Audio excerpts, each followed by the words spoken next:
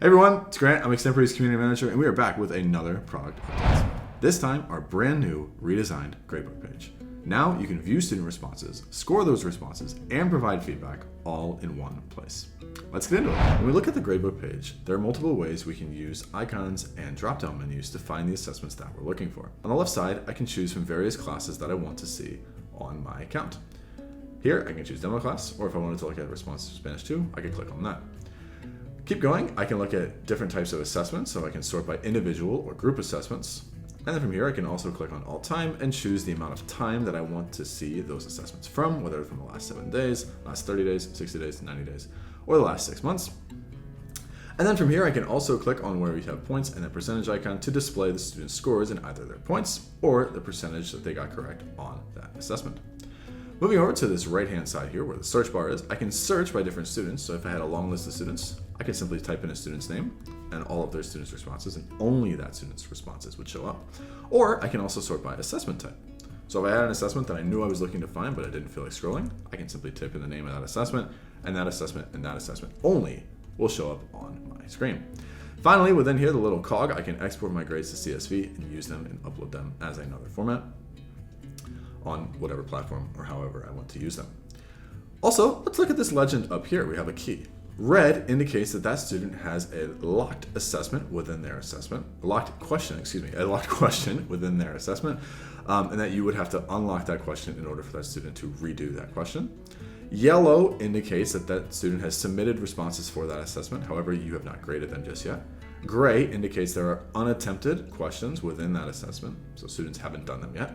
And then green means that you have graded responses to some of their submissions of a given assessment on the grading page. The little feedback bubble indicates how many pieces of feedback you have left for them, whether it's audio feedback, text feedback, video feedback.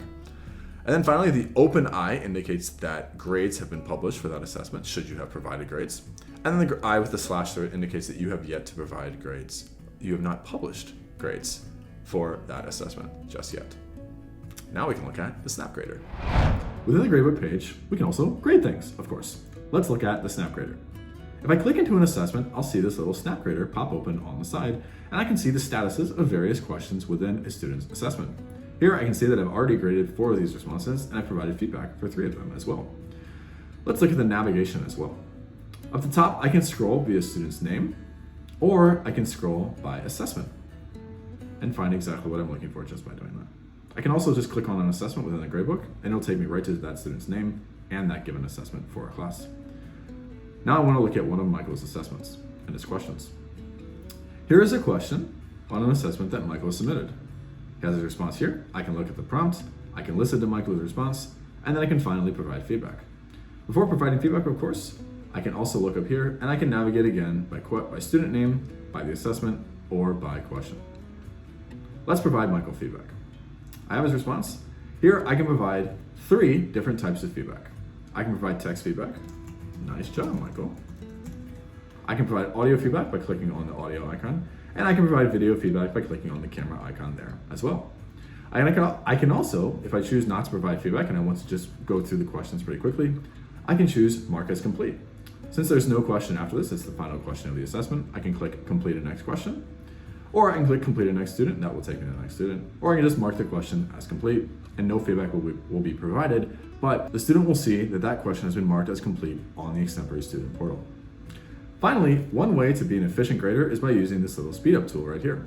I can choose the rate at which that response is produced to me and the way that I listen to it, and that this 1.5x will mean that this response will be played at 1.5x speed. Más o menos. No es tan difícil. And as I go through student responses, that 1.5x will stick with each student and it can save me some time while I am grading. If I wanted a student to redo their submission, I can click on the 3 dots by their submission.